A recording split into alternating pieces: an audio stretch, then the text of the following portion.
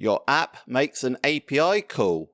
It fails. You return the error, but it might be temporary. Instead, give it another chance with Poly. This downstream API endpoint is currently returning an error. Now, if you're calling this, you might think just to accept that it's down, but the issue might be temporary. So if we try it again, it's still throwing an error, but if we try it one more time, all of a sudden it's now working. Rather than accepting that it's down on the first attempt, let's retry it a couple of times, and you can do that with Poly. And this is how you implement it. So when you register a HTTP client, you can also add a resilience handler. Within that, you can add a retry and configure it based on the maximum retry attempts, the delay, and also how the retry should be handled. In this instance, we're doing the retry if it's not a successful status code returned. You can also do that for individual status codes, and I'll show you later on in the video how to do that. You've also got a backoff type, and this is set to constant. What this means is that for every retry, it will delay it by 2 seconds before attempting again. This API endpoint is calling the downstream API endpoint that we showed you earlier. So it's failed on the first attempt, so it's retried, it's failed again, so it's retried again, and now it's returned a successful status code on the third attempt. In that example, a retry was taking place every 2 seconds, but you can add longer intervals by configuring the backoff type. Before we show you that, here's how to add it to your ASP.NET Core application. And you just add the http.resilience NuGet package to your API.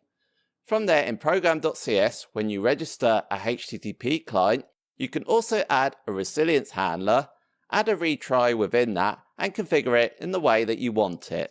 If you want to try this out for yourself, you can download the code linked in the description. As well as constant, there's also the exponential backoff type. This is where it will double the delay interval for every retry attempt. How this will work is that for each retry attempt, it will double the delay interval.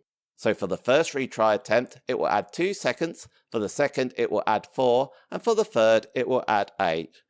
We'll show you this in action. So the first attempt has failed, so it's going to retry after 2 seconds. The second attempt has failed, so it's going to retry after 4 seconds.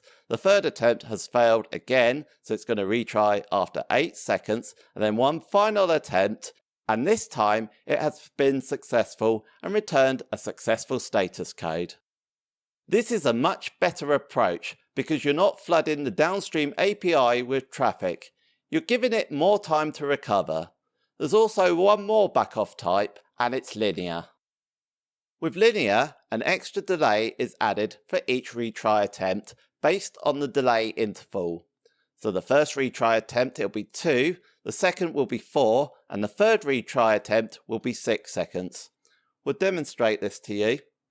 So the first attempt has failed, so it will retry after 2 seconds. The second has failed, so it retries after 4. It retries after 6 seconds for the third attempt. And then finally, after that, it tries one more time, and hopefully you get a successful status code. Otherwise, it just gives up. A problem with defined delay intervals, though, is that multiple clients could be hitting a problematic server all at the same time, which is going to cause major issues. One way to get around that, though, is to use Jitter, which adds a small random delay for each retry attempt. The way that you configure Jitter is that you set use Jitter to true. This will now add a random delay for each retry attempt. As a result of that, you no longer need to set the delay property. We'll show you this in action. So now, for each retry attempt, we're getting random delay intervals for each subsequent retry. And then of course after 4 retries, it will either return a successful status code or an error.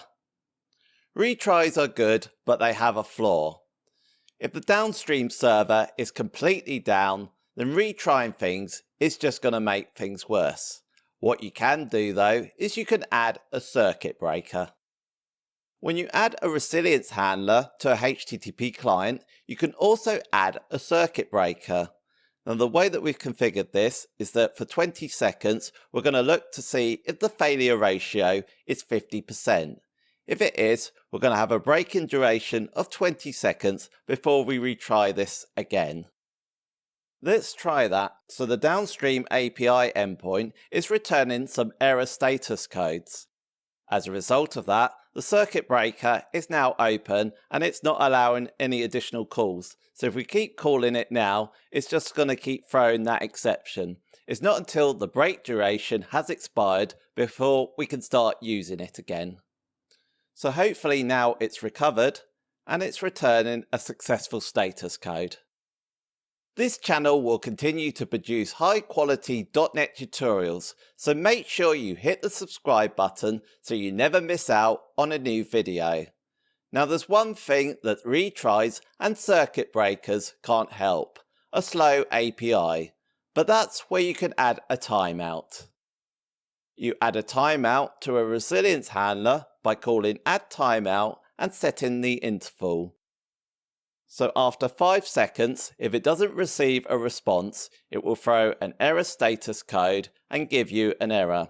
So we've got a 500 internal server error with an error the operation didn't complete after 5 seconds. Now this doesn't mean though that the downstream API call didn't complete. So set the timeout interval so it gives enough time to get a response from the API call. Otherwise you might find it completed with the downstream but you received an error. Up until now, we've only been adding a resilience handler if the response doesn't return a successful status code, but we can be more specific about the status code to add these. When we configure the should handle, we have a HTTP response message type. As a result of that, we can configure a retry based on the status code. So we'll remove that and we'll look for the status code. We only want to add a retry if it returns an internal server error. But we can also add multiple status codes as well. So we could also say if there's a gateway timeout, it also adds the retries. And you can keep adding to this. You can also add login. So when you add a retry, you can set on retry, and this is what we showed you earlier with the login attempts. And with the circuit breaker, you can specify on closed, and with the timeout, if it times out, you can specify on timeout and add your own login in like that. Adding resilience to your HTTP clients should help the reliability of your API. But if you haven't set them up properly, you're still going to have problems. In this video, I'll show you the correct way to set up HTTP clients so you don't fall into that trap. I'll see you over there.